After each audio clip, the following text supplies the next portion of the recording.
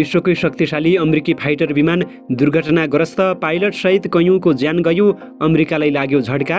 नेपालमा चीन र अमेरिकाको खतरनाक टकराव, नेपाली भूमि प्रयोग गरेर चीन टुक्र्याउन अमेरिका लागेको गम्भीर खुलासा। बङ्गलादेशको चटगाउँमा भयो डरलाग्दो आगलागी, अहिलेसम्म 44 जनाको मृत्यु, 400 बढी गम्भीर घाइते।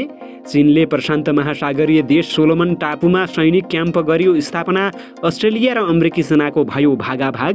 र चिनिया फाइटर विमानले अस्ट्रेलियाको फाइटर विमानमाथि गर्यो अट्याक, अस्ट्रेलियाली राष्ट्रपतिले जनाए आपत्ति। नमस्कार, ग्रेटर नेपाल टिभीले तयार पारेको न्युज अपडेटबाट यहाँलाई हार्दिक स्वागत छ।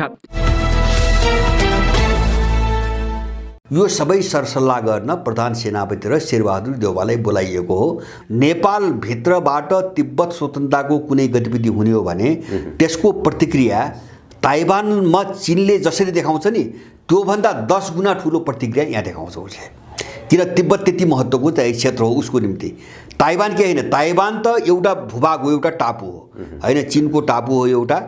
अब 49 मा चाहिँ तपाईँको के अरे च्याङ काई-सेक भागेपछि चीनको राष्ट्रपति भागेर गए चाहिँ बसेको ठाउँ हो होइन, त्योभन्दा धेरै महत्त्वको कुरा केही पनि छैन।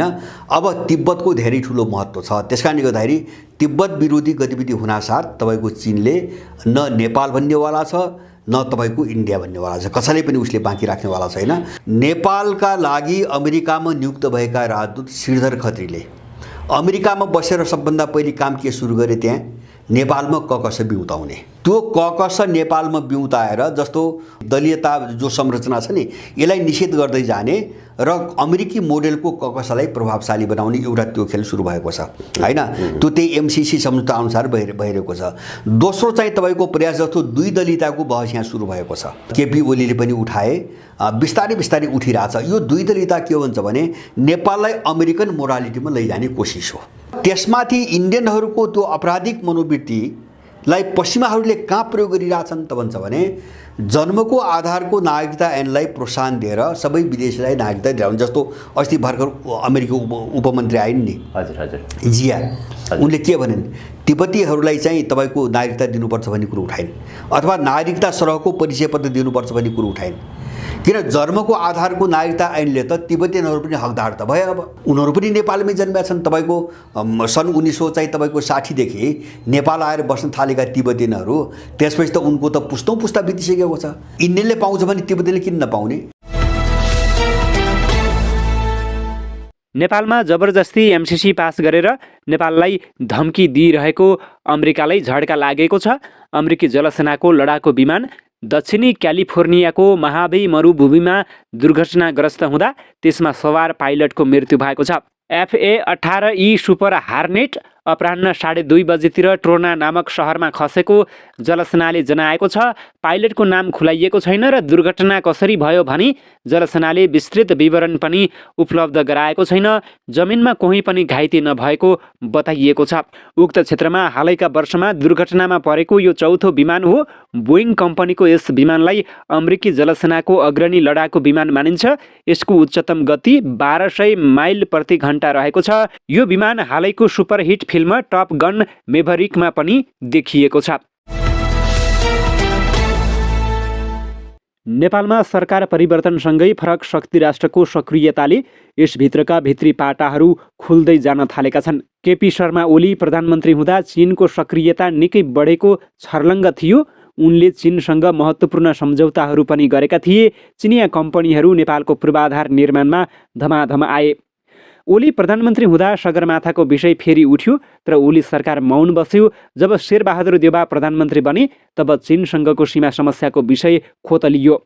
हुम्लामा सीमा अतिक्रमणको विषय मात्र उठेन, अध्ययन टोली नै गठन गरियो, जसको प्रतिवेदन अझै गोप्य राखिएको छ। देउवा प्रधानमन्त्री भएपछि अमेरिकी अधिकारीहरूको नेपाल भ्रमण बाक्लो हुन थाल्यो। एमसीसी पारित भयो। जसरी ओलीको कार्यकालमा चिनिया अधिकारीहरूको दौडधुप बाक्लो भयो, त्यही शैलीमा देउवाको कार्यकालमा अमेरिकीहरू आउन थाले। एकजना अमेरिकी उपसहायक मन्त्री उज्रा जियाले त तिब्बती शरणार्थी शिविरमा पुगेर भेट गरिन्। यी घटनाहरूले सरकार परिवर्तनमा विदेशी स्वार्थ र चासोहरू छताछुल्ल भए। कुनै एक देशलाई अर्को देश विरुद्ध कार्डका रूपमा प्रयोग गर्ने प्रवृत्ति सरकारमा पुग्नेहरूमा देखियो। अर्कोतर्फ अमेरिका र चीनले नेपालमा ठुलै टकराव गरिरहेका छन्। त्यसो त संसारभर अमेरिका र चीनको टकराव बढ्दै गएको छ। यसको असर नेपालमा पनि परेको छ। नेपालको भू राजनीतिक संवेदनशीलतामा शक्ति राष्ट्रहरूको प्रतिस्पर्धाले अवसर र चुनौती दुवै बढेको छ। तर बढ्दो टकरावसँगै शासनमा रहिरहेकाले सुझबुझ नअपनाए दुर्घटनाको खतरा रहेको छ। सरकार परिवर्तनमा बाह्य चलखेल र कुनै पनि सरकारले असफल बनाउन पनि बाह्य शक्ति खुलेआम लाग्नुले समस्याहरू बढाएको छ। केपी शर्मा ओली प्रधानमन्त्री हुँदा नेपालमा सबैभन्दा बढी चिनिया अधिकारीहरूको दौडधुप चल्यो। ओलीले चीनसँगको बिआरआईलाई अगाडि बढाउन खुबै मेहनत गरे। चिनिया राष्ट्रपति सी जिनपिङ ओली प्रधानमन्त्री हुँदै नेपाल भ्रमणमा आए। ओलीको कार्यकालमा चिनिया कम्युनिस्ट पार्टी र तत्कालीन नेपाल कम्युनिस्ट पार्टी बीच संयुक्त प्रशिक्षण नै चल्यो। प्रशिक्षणमा सहभागिताका लागि नेकपाका तत्कालीन नेताहरूको तछाड मछाड नै भयो।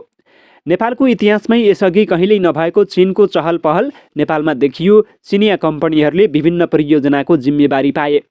अहिले परिस्थिति बदलिएको छ। ओलीको बहिर्गमनपछि शेरबहादुर देउवा प्रधानमन्त्री बने। उनी सत्तामा आए लगत्तै अमेरिकी विकास परियोजना एमसिसी पारित गराउनतर्फ लागे। अमेरिकी अधिकारीहरू नै यसका लागि नेपाल आए।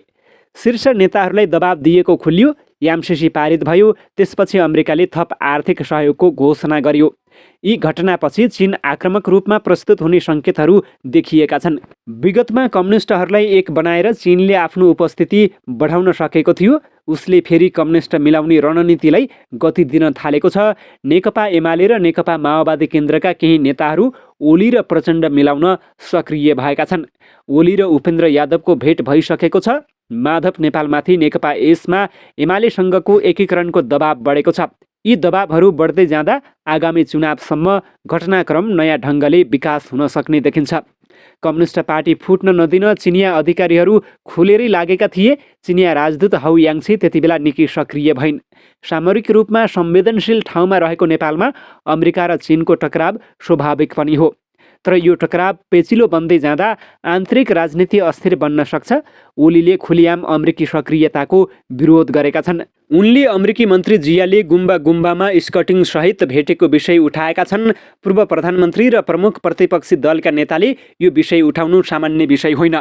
तर उनी ओलीले विगतमा चीनलाई असाध्यै खिचेर नेपाल मामलामा ल्याएका थिए। देउवाले पनि ओलीकै शैलीमा अमेरिकालाई खिचेर तानिरहेको देखिँदैछ। नेपालको राजनीतिमा एउटा महाशक्तिलाई खिचेर अर्को महाशक्तिलाई अप्ठ्यारो पार्ने कार्यशैली सत्तामा रहनेहरूमा देखिँदै आएको छ। शक्ति सन्तुलन कायम राख्ने चातुर्यता देखाउने भन्दा कुनै एक महाशक्तिसँग बढी निकटता बढाउने शैलीले समस्याहरू ल्याउने गरेको छ। स्वयं सत्तामा चुनौती आउनेदेखि देशको राजनीतिक स्थिरतामा समेत चुनौती बढ्ने गरेको छ। अमेरिका विरुद्ध चिनिया कार्ड र चीन विरुद्ध अमेरिका कार्डले राजनीतिलाई चुनौतीपूर्ण बनाउँदै लाने देखिएको छ। बङ्गलादेशको दक्षिणपूर्वी शहर चटगाउँको सीताकुण्ड भन्ने स्थानमा रहेको एउटा ढुवानी कन्टेनर डिपोमा शनिबार भएको आगलागीमा परेर ज्यान गुमाउनेको सङ्ख्या 44 पुगेको छ। उक्त घटनामा परि घाइते भएकाहरूको सङ्ख्या 450 रहेको अधिकारीहरूले पुष्टि गरेका छन्। चटगाउँको प्रमुख दक्षिणी बन्दरगाहबाट करिब 40 किलोमिटर टाढा रहेको सीताकुण्डमा रहेको भित्री कन्टेनर भण्डारण केन्द्रमा शनिबार राति करिब 9:30 बजे आगलागी भएको थियो। घाइतेमध्ये धेरैको अवस्था गम्भीर रहेकाले मृतकको सङ्ख्या बढ्न सक्ने अनुमान गरिएको छ। सो आगलागीमा परि 40 अग्नि नियन्त्रक र 10 प्रहरी अधिकारी घाइते भएका जनाइएको छ। चीनले हुनियारामा सैन्य आधार निर्माण गर्ने आफ्नो कुनै मनाशय नभएको दाबी गरे पनि गोप्य कागजातले सोलोमनमा आफ्नो सैन्य उपस्थितिलाई बलियो बनाउने चीनको मनाशयको पर्दाफास गर्दै उल्टो चित्रण गरेको दाबी गरिएको छ।